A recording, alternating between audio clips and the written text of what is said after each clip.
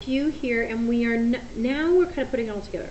So we have to know what the common difference is, we have to know what the common multiplier is, and we have to know what the initial value is. So again, this is our first and second and third and fourth term. So I need to know my 0th term, just like we had you guys do yesterday of finding that 0th term. So if this is divide by 2 every time, then to go backwards, I'm going to multiply by 2. And my rule is simply my initial value, and then what I'm doing, I am multiplying by 1/2 over and over again, and that is what enables us to do it over and over again, is to put the little n, or exponent up there. So let's look at this one here. This seems to be what, minus 5 all the time. So to go backwards, I'm going to add a 5, which would make this a 23. And so I take my 23, and each time I am subtracting 5, but I want to do that over and over again, which means that I use multiplication there, and this is in y equals mx plus b. Alright, let's look at this one here. Ooh, what, plus 5 all the time? So to go backwards, I'm going to minus 5.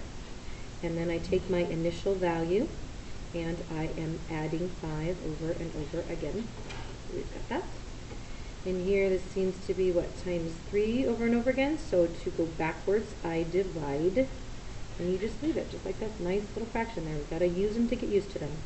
So I take my initial value, and I am multiplying by 3 over and over again, and I have one n. Now, I'm going to look at just 2 of these that you can check. So say this is the 3rd term right here, right? First, second, and third, you found your 0.